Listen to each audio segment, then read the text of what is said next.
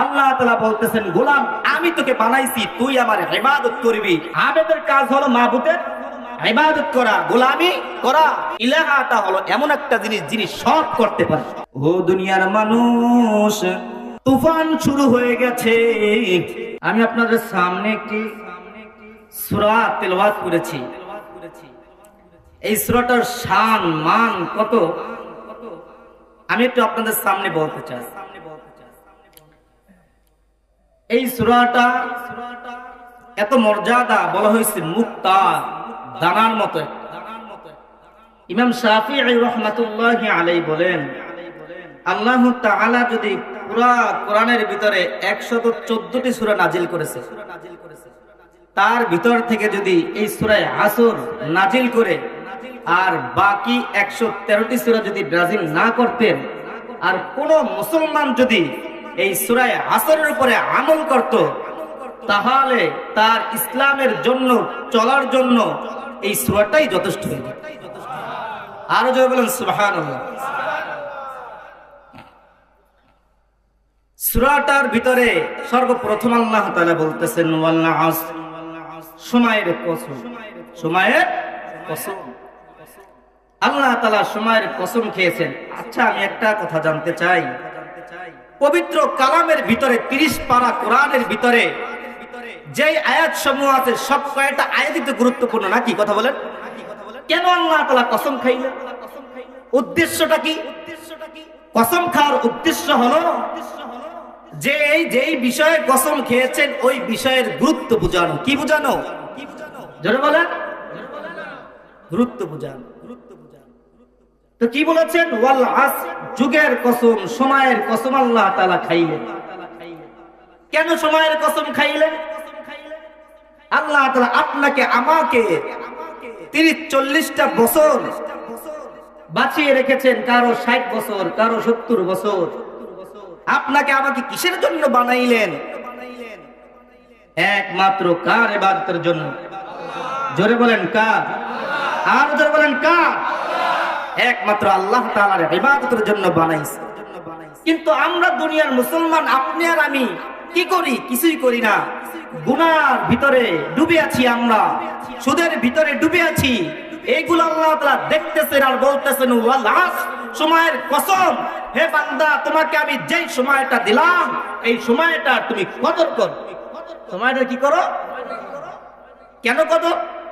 আল্লাহ তাআলা বলতেছেন, আফা হাসিবতুম আন্নামা খালাকনাকুম আবাসা, আন্নামা খালাকনাকুম আবাসা ওয়া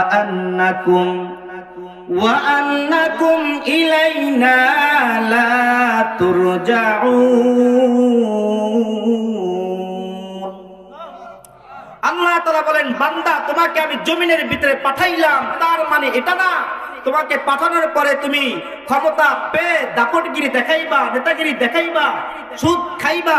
তোমার 5টা ছেলে আছে, এই 5টা ছেলের মাধ্যমে তুমি সন্ত্রাসী করবা, তার জন্য আমি পাঠাই নাই। সাবধান বান্দা, আমার ইবাদতের জন্য পাঠাইছি। সুতরাং একটা আমি তোমার কাছে আবেদন পাঠাইয়া দিলাম, ওয়ান্নাকুম ইলাইনা লা তুরজাউন, যেই জন্য আমি পাঠাইছি সেই কাজ করো, নচেত তোমাকে আমার দরবারে একদিন আগে হোক একদিন পরে হোক ফিরে আসতেই হবে। কথা বলেন ঠিক কি না?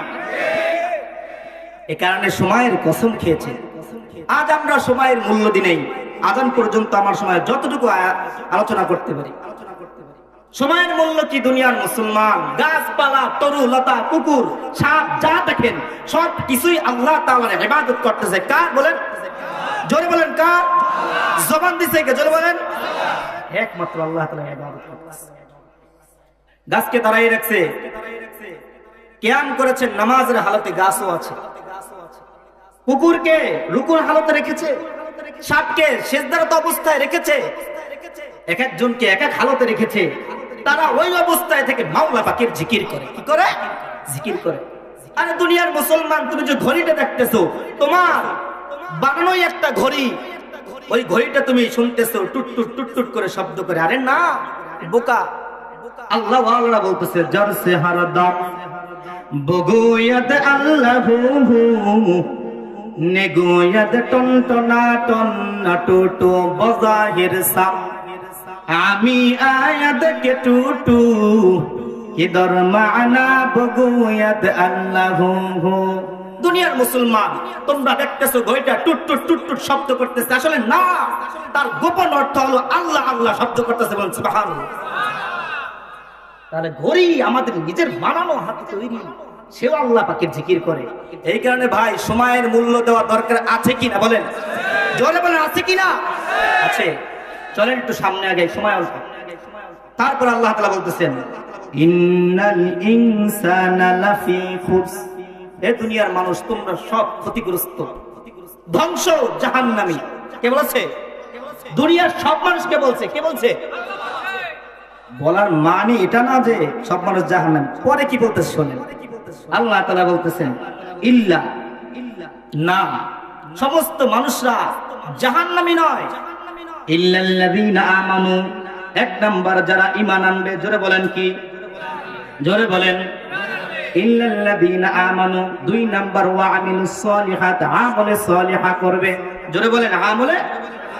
তিন নাম্বার ওয়া তাওয়াসাউ বিল হাক্কি ওয়া তাওয়াসাউ বিস সাবর, সৎ পথে মানুষদেরকে ডাকবে, বিপদ আসলে ধৈর্য ধারণ করবে। এই কয়টা? চারটা। এই চার তলের ভিতরে যারা থাকবে তারা জাহান্নামী নয়। এখন আসেন একটু সংক্ষেপে ঢুকি ভিতরে। ইল্লাল্লাযীনা আমানু, আল্লাহ তাআলা বলতেছেন এক নম্বরে ঈমান আনতে হবে। ঈমান আনতে হবে কার উপরে? ঈমানের ৭৭টা শাখার ভিতরে সর্বপ্রথম শাখা হলো কালিমাতুত তাইয়্যিবা। কথা বলেন ঠিক কিনা? জোরে বলেন ঠিক কিনা? কালিমাতুত তাইয়্যিবা আমরা সবাই স্বীকার করেছি।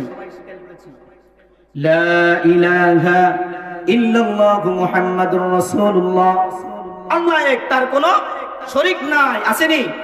এই দুনিয়ার ইলাহাকে আল্লাহর নাম বলতে লজ্জা হয়। আপনারা এমন জোরে আল্লাহ তাআলার জবান দিয়েছেন, জবানের মাধ্যমে জোরে একবার দেখবো কার কণ্ঠ অনেক উঁচু আল্লাহকে দেখাইতে চান। সবাই এক সুরে বলেন আমাদের সৃষ্টি করেনেওয়ালা কে? আমাকে খাওয়ায় কে? আমাদেরকে পালে কে? সব কিছুর মালিক কে? আল্লাহ তাআলা বলতেছেন গোলাম আমি তোকে বানাইছি, তুই আমার ইবাদত করবি। আমি হলাম তোর মাবুদ, তুই হইলি আমার আবেদ। আবেদের কাজ হলো মাবুদের ইবাদত করা, গোলামি করা। আর বান্দা তোর যে সমস্ত প্রয়োজনগুলো আমি আল্লাহ মিটিয়ে দিই। আজ আল্লাহ তাআলা আরো বলতেছেন গোলাম ইলাহা কি তুই জানোস?